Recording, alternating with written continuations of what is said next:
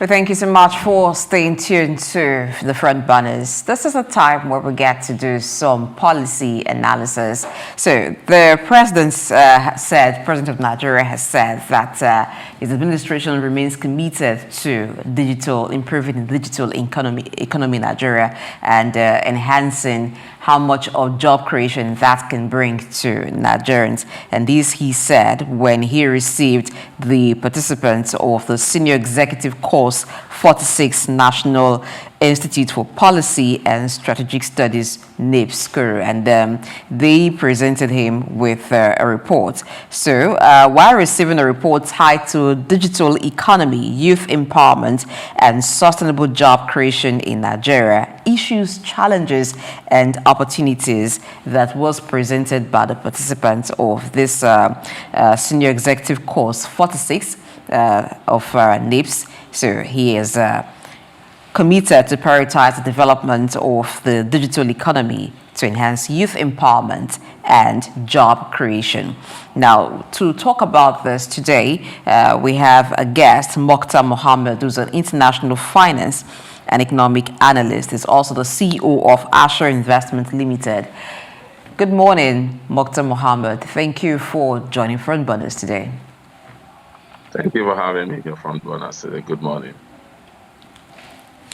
It's great to see you. Now, this report that has been submitted to the President, Bola Tinubu, on the digital economy of Nigeria and how the youth can be empowered, talking about sustainable job creation in Nigeria.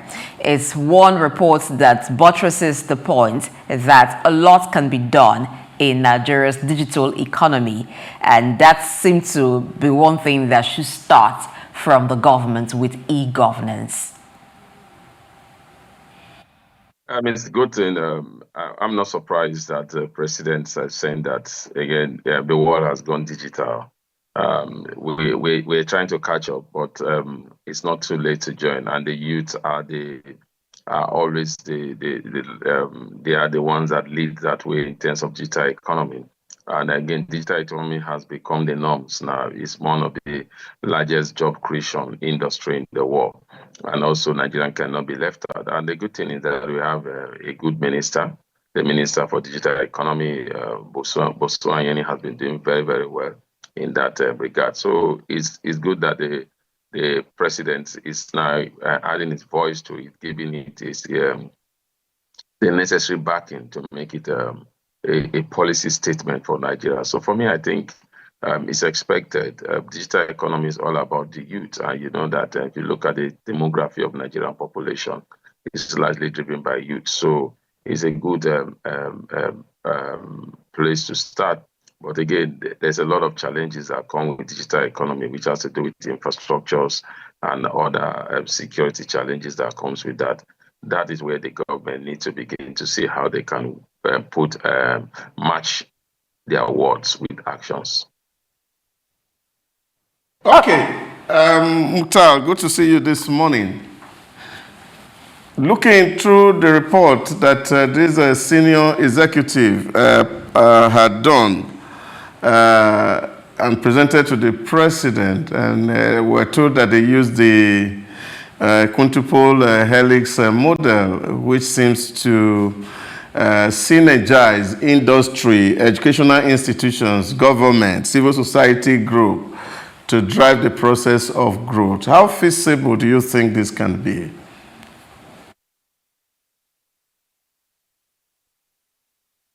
This is not a challenge, it's implementation.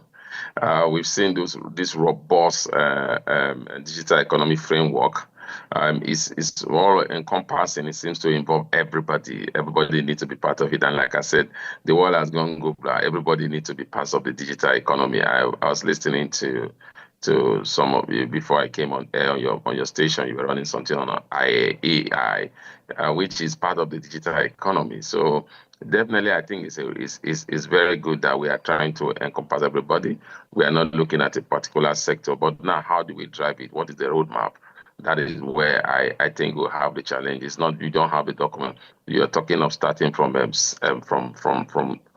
educational institution. Where do you want to what are the curriculums? Are you going to begin to implement digital economy in our school curriculum, which some other hybrid school are already doing in Nigeria, and even if they are not, but the public schools are not there yet. And you see that even the universities, there are different courses that have to do with the digital economy. You talk about cyber security.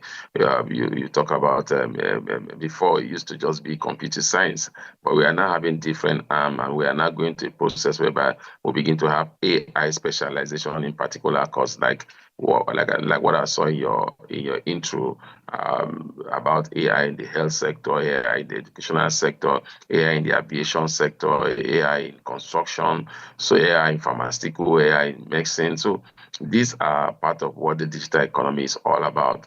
And I think if we want to drive it, we have to involve everybody. But like I said, there will always be challenges. There are people that still do not believe in what is happening. There's people that still have concern about the digital economy. There's people that still have security concern, which have to do with cyber security. How do you implement that when sometimes the backbone of this, all this technology is not even resident in your own country? You have to depend on other countries, internet connectivity. We don't have, and we don't have a satellite in space that can drive our own internet security. So these are challenges that need to be addressed as we keep on evolving. But look at it also again from this way. You just mentioned access to the internet, and the penetration in Nigeria is still very weak. The 4G has not made any headway, and now a lot of people are already connected to the 5G. Now, how will a onegovernment.org function in this highly or semi-literate internet environment? I need to invest in the government need to invest more, and that's what I think they should be doing. Like I said, the Minister for Digital Economy, he has tried to do his best in terms of that.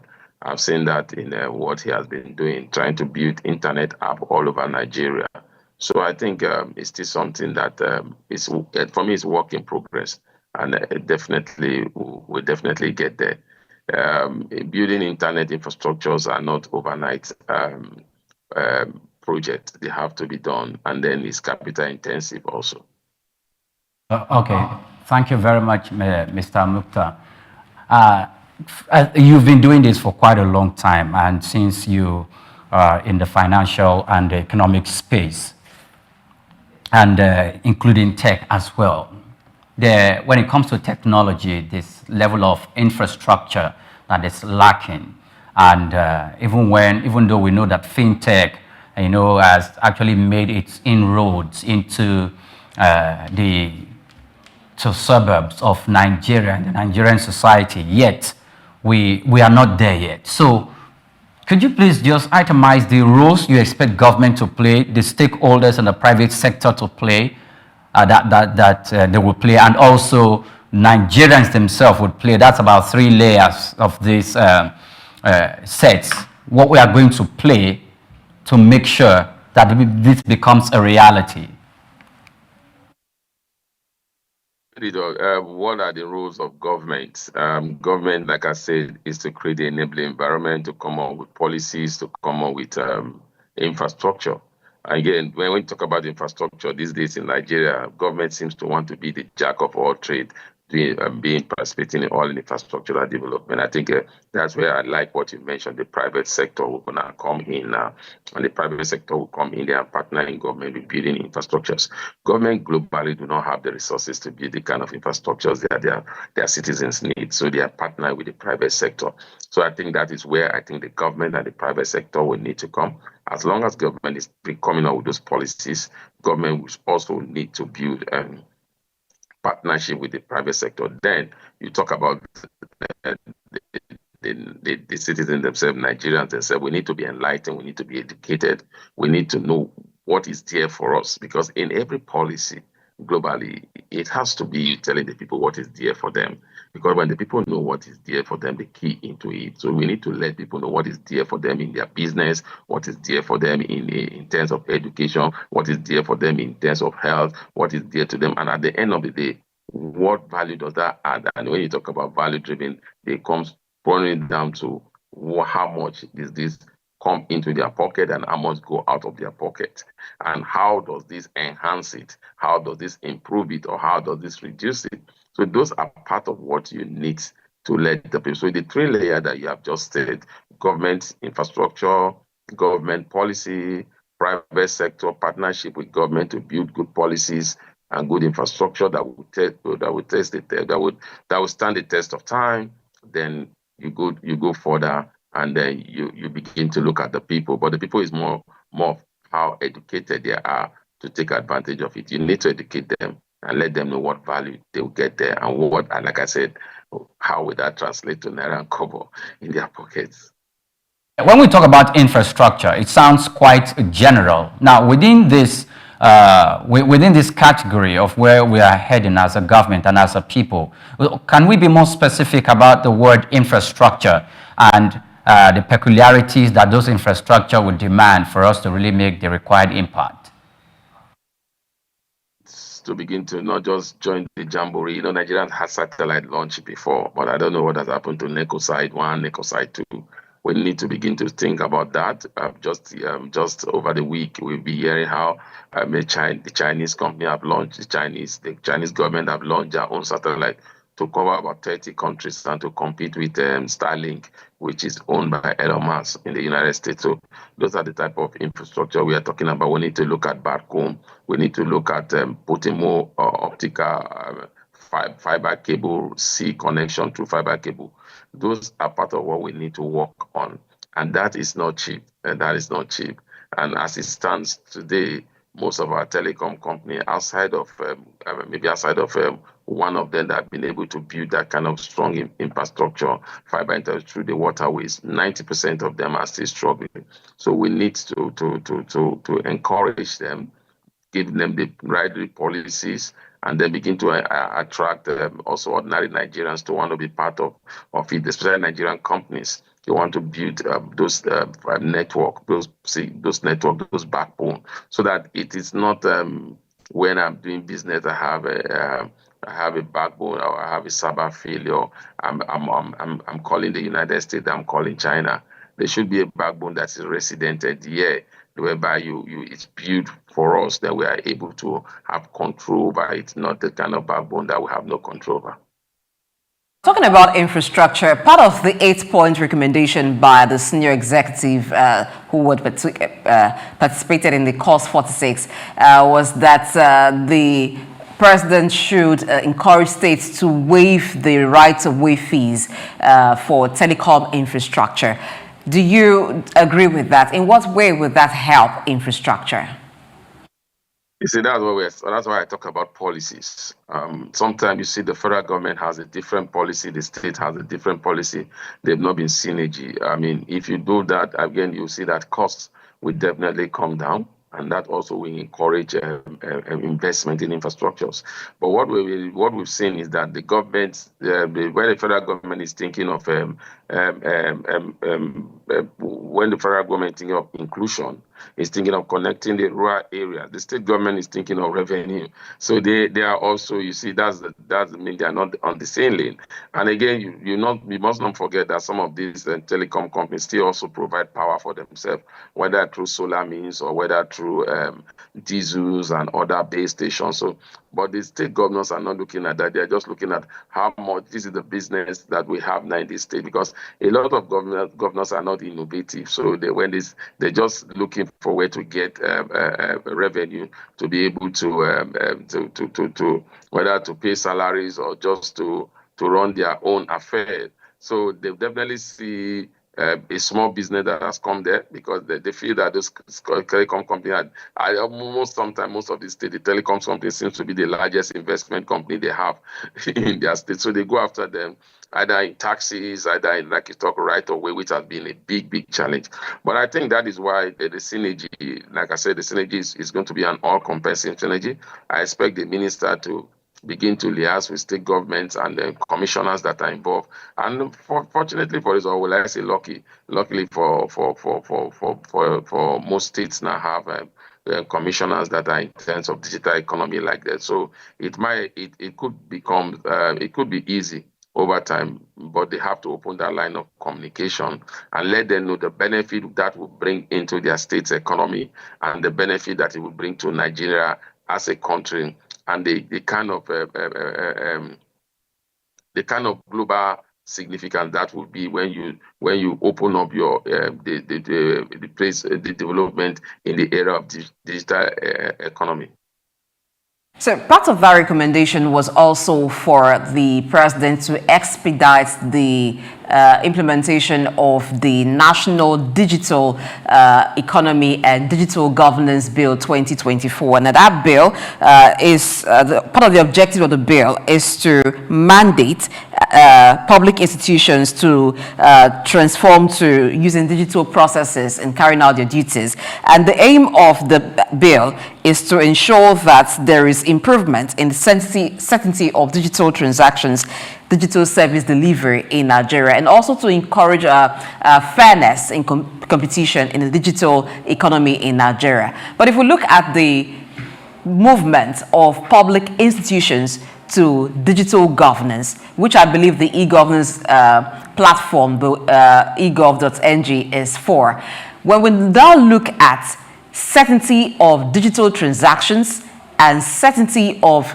digital service delivery, would you say that moving all the MDAs to one portal, we are ready for that, or we'll be able to achieve certainty of digital transactions and service delivery? Would that not make it difficult rather than having different portals for e-governance in Nigeria? Ordinarily, when you move them to one platform, it's supposed to be very easy.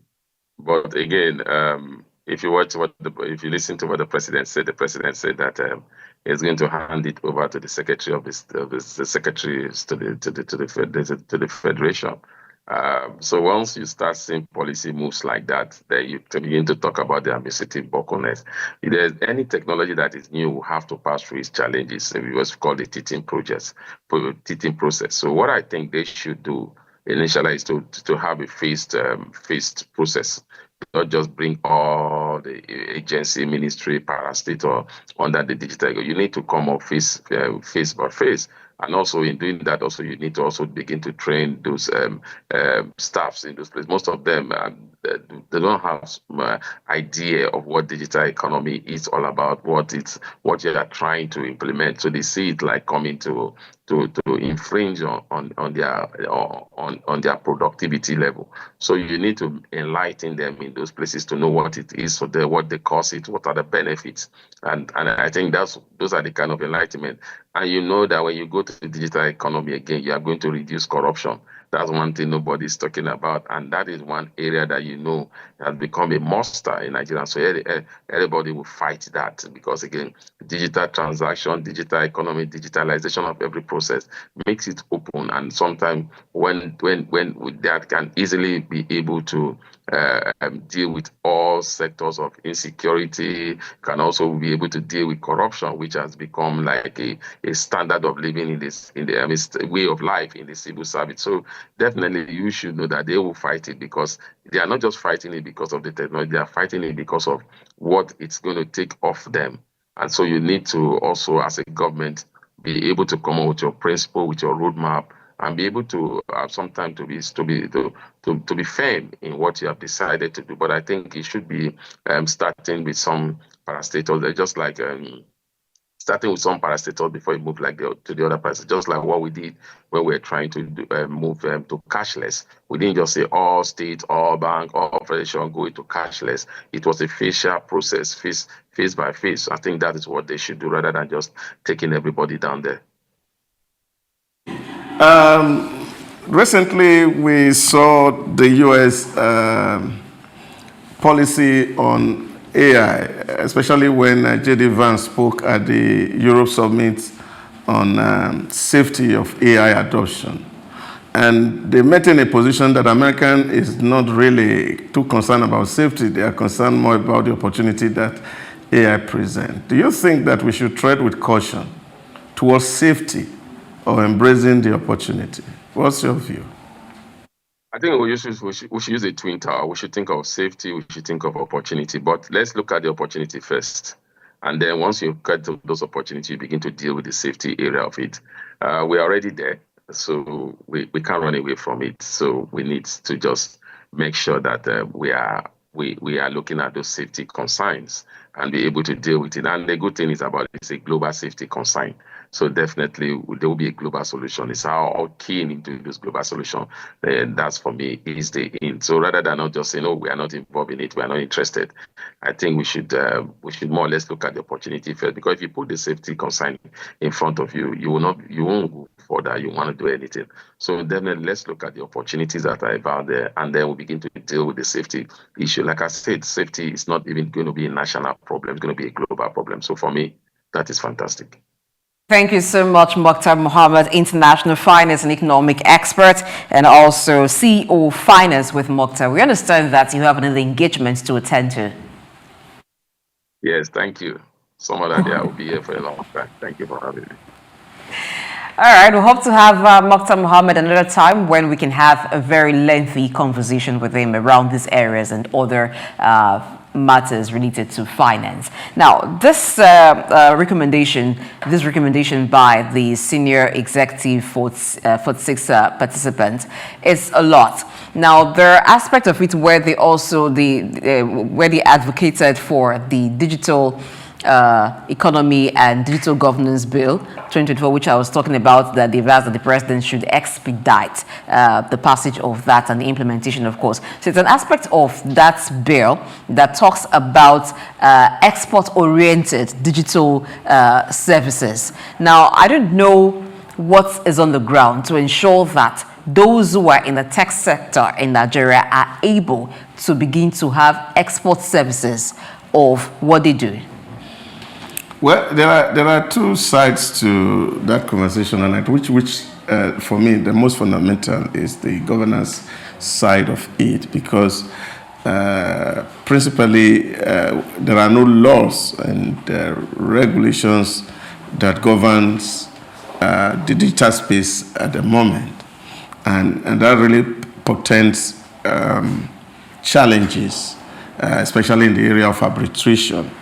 And all countries across the world really do not have at the moment really standard rules or procedure for governance. And I think that is important. That we're in a digital age is something we cannot run away from.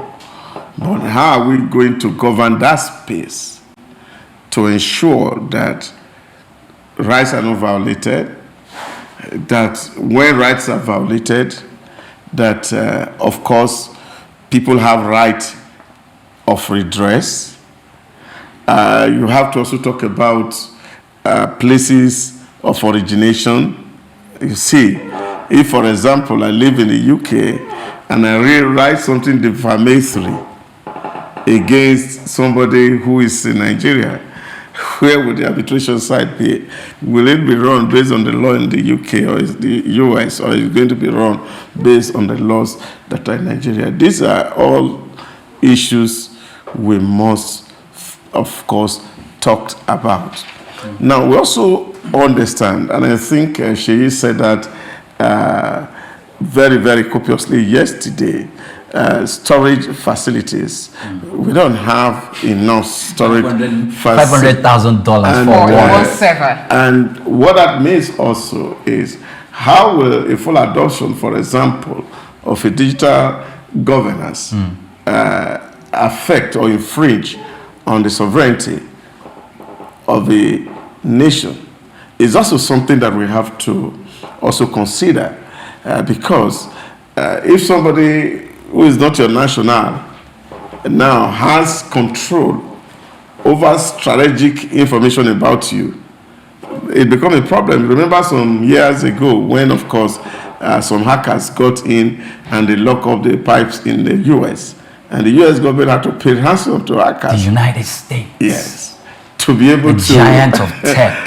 to be able to get the pipe working again. These are some of the challenges that we must also have to look at. Say, are we really ready for a full-blown digital economy? Okay. Sorry. So Since time immemorial, we've been talking about the issue of Nigerian satellite. I'm looking forward to the time we'll bring an expert in satellite science or those knowledge base, so we can really have a conversation, extensive, robust conversation. Maybe someone from Large Concerts. About it, because it's becoming, now it's going to serve a critical part of the economy, because we are not only attaching science to it, there's an economic aspect of it, and it's a level of infrastructure that will foster national development. Now, for the government, these boys that we tagged Yahoo boys that do dangerous things with tech, please, when you apprehend them, the EFCC, the ICPC, the police force, when you get these boys and you take them to the government, to the police station and all of that, when you are done with the whole legal process, could you please take these boys? There are some things you can learn from these boys. Don't just throw them away. We know of some of Nigerian youths who did that, who are arrested by the foreign governments, and they are not coming back home because they want to extract and exploit the knowledge of these people. Can we do the same? Okay, so when you're talking about those who are into cybercrime in the aspect of maybe hacking and some other things, they may be the knowledge that they have may be useful and it can be repurposed for good things. That's where the correctional service comes in, because what we used to have before is the prison system. People go there, they save time. But it seems like, hold on, you don't know where I'm going to here. So it seems like what we still have is we're operating the correctional service the way the prison service was operated. There is no structure to ensure that when people get into the system, they are actually reformed. If that is on track, which takes a whole lot, it also takes the willingness of the person who's been reformed to comply and to cooperate with the reforms so that they are turned to better people. But however, that may just be one side of it. Maybe they can be, their knowledge or their expertise can be used, whether willingly or forcefully. I don't know how they're going to accomplish that. But there's more that needs to be done in our education system, in the way and manner we educate our people. We need to move away from the old system where education is theoretically based and people do not really have practical knowledge. We have universities, we have polytechnics that offer courses in computer science, offer courses in fields that are related to computer science and even tech. But what are those courses equipping those who study with?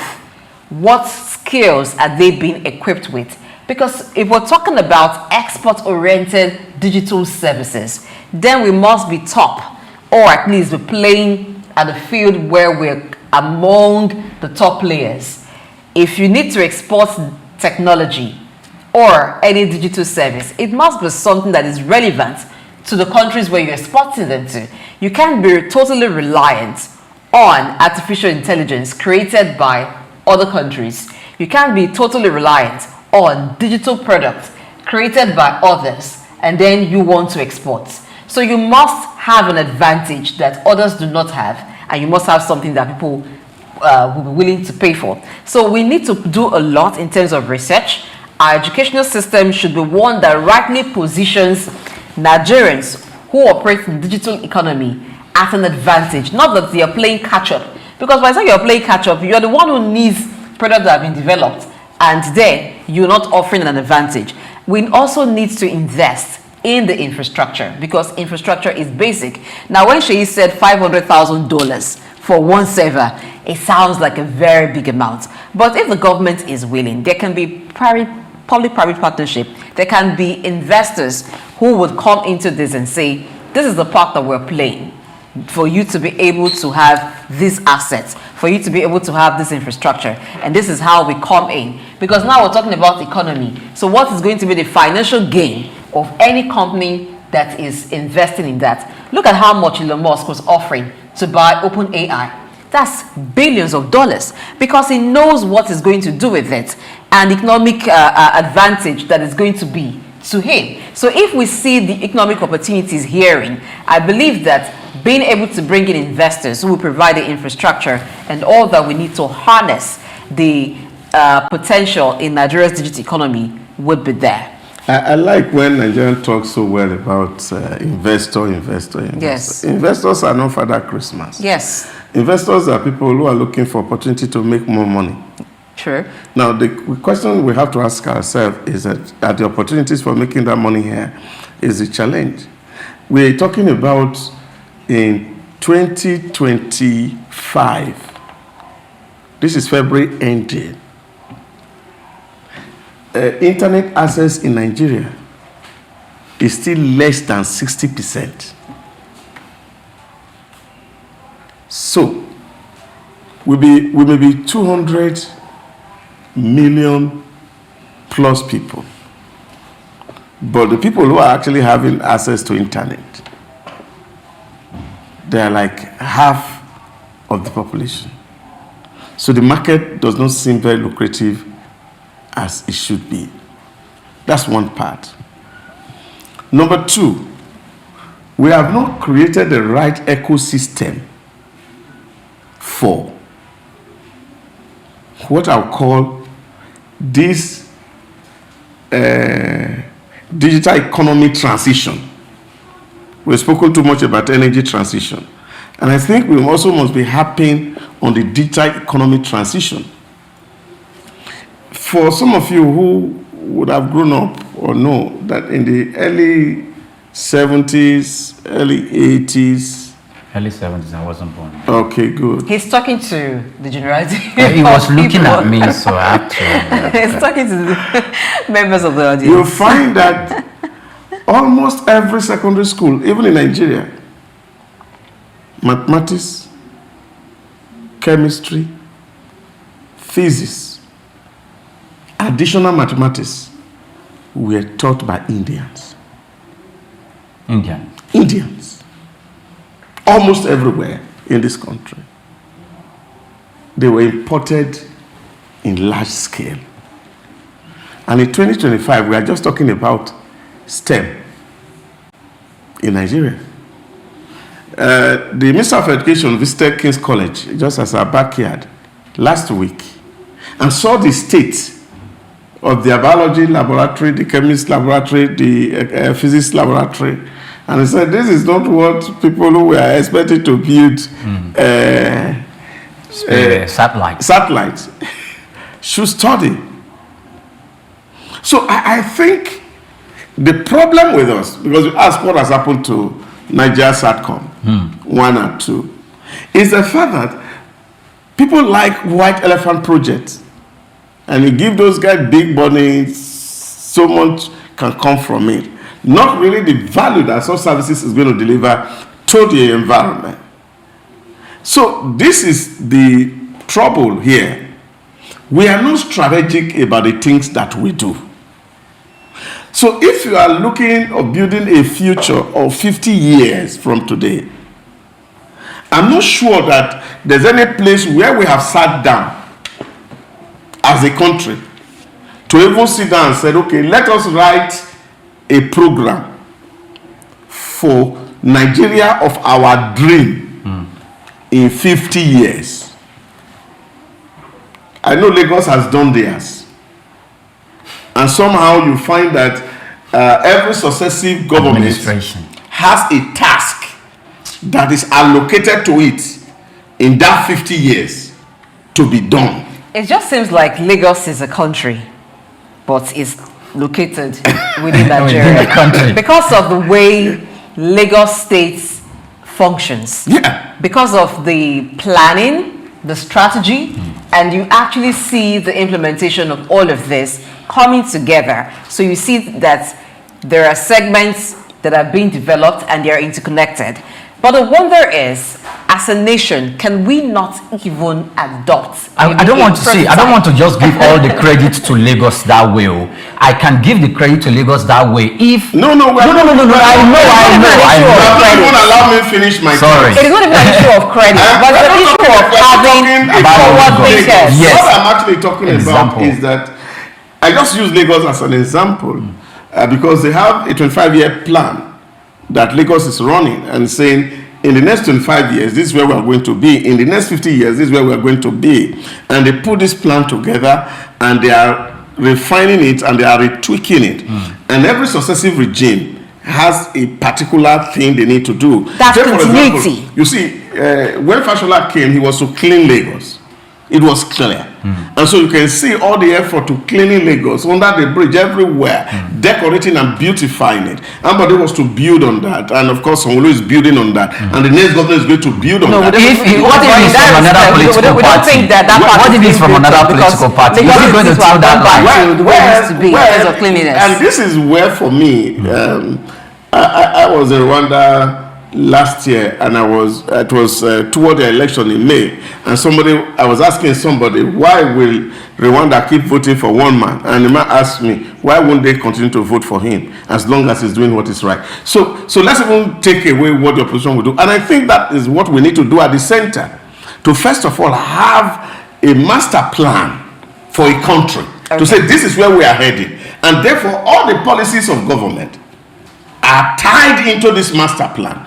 And even if regime change, there is still continuity. Will be advocates within the system, especially the bureaucracy, who will drive this process and ensure that we get to where we are supposed to be. Okay, so there is need for continuity because government is supposed to be continuum. It is not a thing of, oh, this man is in position now. When your administration ends, the next person starts all over again, or even begin to repeal some policies that has been made by the previous administration. There should be a common agreement. What do we want Nigeria to look like?